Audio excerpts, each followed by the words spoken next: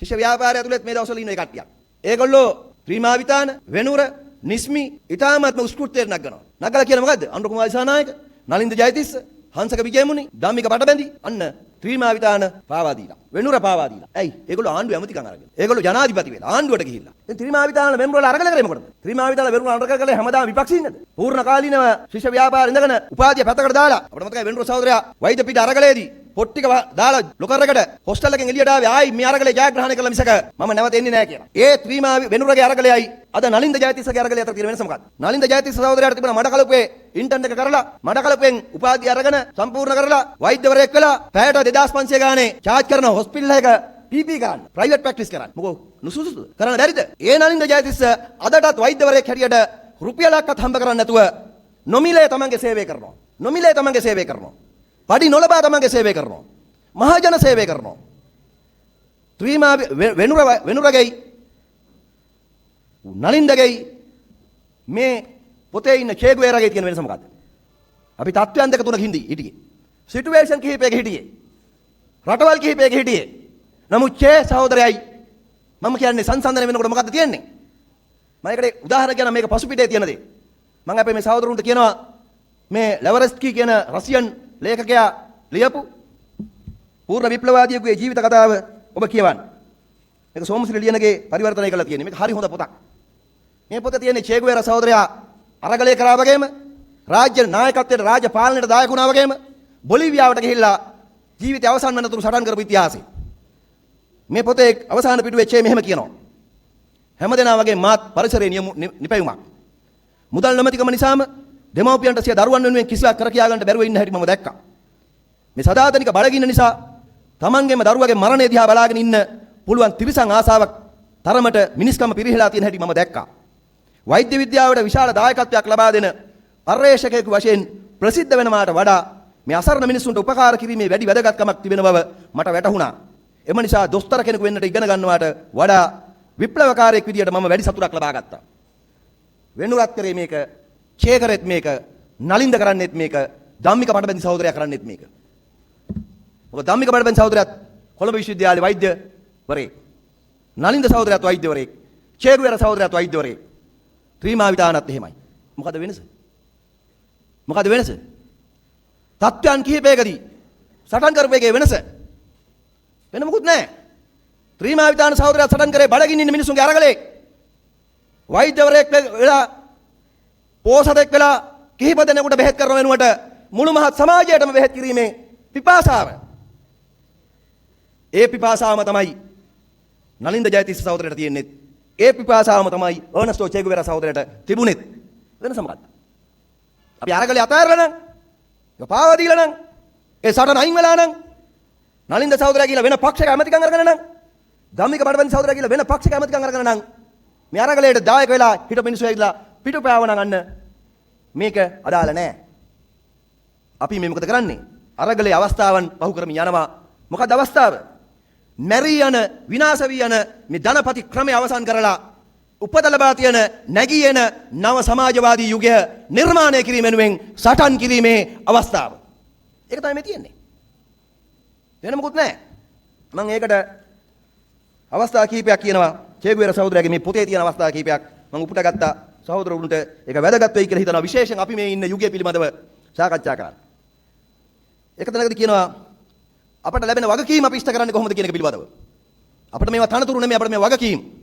ඒ වගකීම් පිළිබඳව කතා කරද්දී එක වෙලාවකදී ෆිදෙල් කාස්ට්‍රෝ සහෝදරයාට අවස්ථාව වෙනවා කියුබාවේ මහ බැංකුවට අධිපතිවරයෙක් තෝරන්න.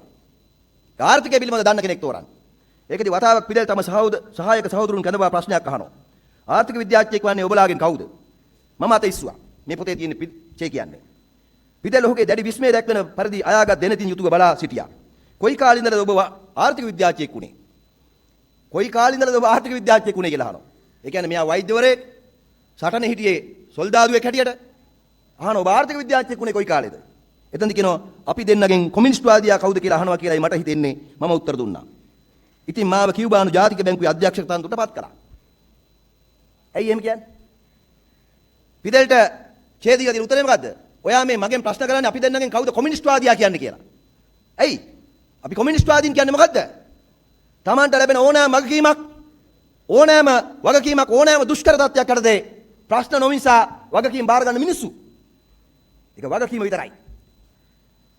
එච්චරයි. කවුරුත් අත උස්සන්නේ නැති වෙලාවේ කී අත ඉස්සුවා මොකද? ආර්ථික විද්‍යාව දැනගෙන නෙමෙයි. ඒක කරන්න ඕන දෙයක් නිසා. ඒ වගකීම් බාරගත්ත එක හරියට කරා. ඒකයි වෙනස. කී තව දැනක් කියනවා මෙහෙම. මම වෘත්තියෙන් වෛද්‍යවරයෙක්. නමුත් දැන් විප්ලවීය වශයෙන් මගේ රාජකාරිය අනුව මම දැන් කර්මාන්ත ඇමතිවරයා. සමහර විට ඔබට පුදුමයක් විය හැකියි. නමුත් එක තත්පරයක් හිතුවොත් ඒකේ පුදුම වෙන දෙයක් ඔබට පේන්නේ නැහැ. ව්ලාදිමිර් ලෙනින් පුහුණු වුණු හොඳ නීතිඥයෙක්.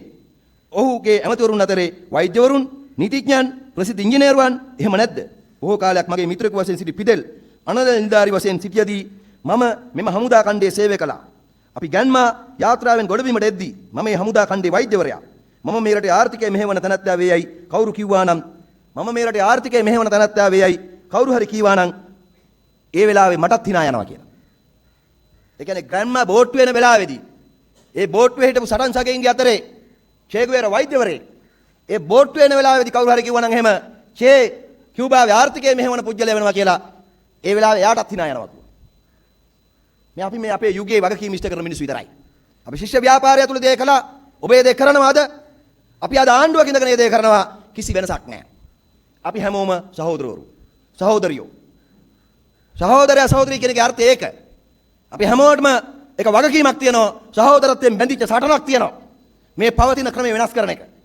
ඒ වෙනුවෙන් දායක වෙන එක. ඒක ශිෂ්‍යාවදියේ වෙන්න පුළුවන්. විශ්වවිද්‍යාලයේදී වෙන්න පුළුවන්. පාසලේදී වෙන්න පුළුවන්. නැත්නම් දේවමයිකල් සහෝදරයා වගේ මහාචාර්යවරයෙක් හැටියට වෙන්න පුළුවන්. ඉංජිනේරුවෙක් හැටියට වෙන්න පුළුවන්. අපේ ජයකොඩි සහෝදරයා වගේ ඉංජිනේරු ඇමතිවරයෙක් හැටියට වෙන්න පුළුවන්. වෛද්‍යවරයෙක් හැටියට ඉන්න ධම්මික පඩබෙදි සහෝදරයා අද පරිසර ඇමතිවරයා. වෛද්‍යවරයෙක් හැටියට ඉන්න ධම්මික සහෝදරයා අද පරිසර ඇමතිවරයා. හරිද? අපිට ලැබෙන ඕනෑම වගකීමක් දැරීම තමයි එකම දේ. වෙන දෙයක් නැහැ. ඔබේ සමාජවාදී සිත් සංගමේ ජාතික සංවිධායකවරයා අද මේ රටේ නායකයා. බෑ කියන්නද? බෑ කියලා දාලෙන්නද? නෑ ඉතිහාසයේ විසින් අපට පවරන ලද වගකීම.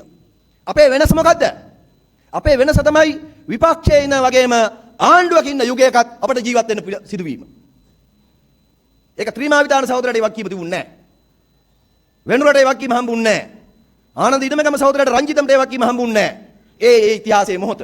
හැබැයි ආනන්ද ඉඩමගම සහෝදරයලා වෙනුරලා ත්‍රිමලා ඒ ඉතිහාසයේ දායකත්වයේ සැපයුවේ නැත්තම් ඒ කාර්යභාරය එහෙම මොහොත ඉෂ්ට කළේ නැත්තම් අපට මේ මොහොත හම්බෙන්නේ නැහැ.